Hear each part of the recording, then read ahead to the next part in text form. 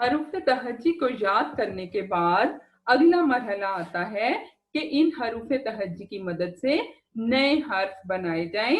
اپنے اس چینل اردو آسانی سے سیکھنے کے ذریعے میں آپ کو حروف تہجی کی مدد سے نئے حرف آسانی سے بنانا سکھاؤں گی۔ ہمارا آج کا عنوان ہے الف مد آ سے حرف بنانا، اور الف اور الف مد آ کی آواز میں فرق کرنا۔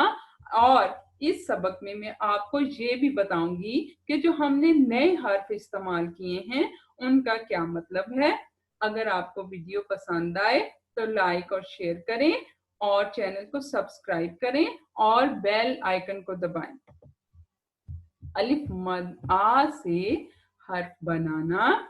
الف مد آ بے آب، الف مد آ پے آب، الف مد آ جیم آج، الف مد آ رے آر، الف مد آ اڑے آڑ، الف مد آ سین آس، الف مد آ شین آش، الف مد آ گاف آگ، الف مد آ لام آل، الف مد آ میم آم، الف مد آ نون آن، الف مد آ واو، واو کے اوپر حمزہ آؤ، الف مد آ ہے آہ، الف مد آ بڑی بڑی کے اوپر حمزہ آئے۔ اب میں آپ کو جو نئے حرف ہیں ان کا مطلب بتاتی ہوں۔ الف مد آ بے آب، آب کا مطلب ہے پانی۔ الف مد آ سین آس، آس کا مطلب ہے امید۔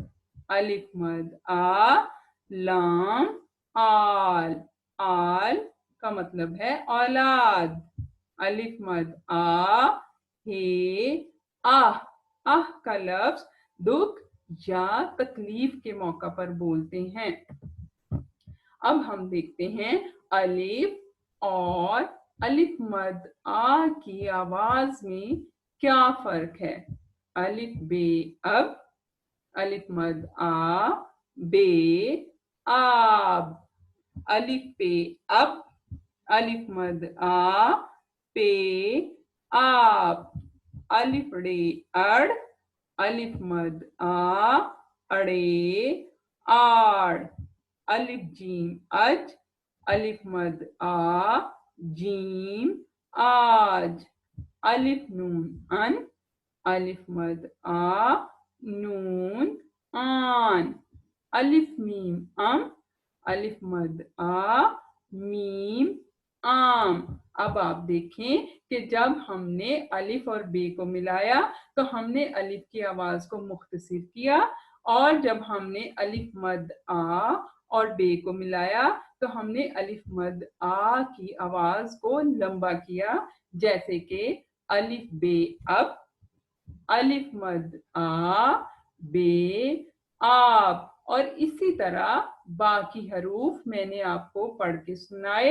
اب آپ ان کی خود سے پڑھنے کی مشق کریں۔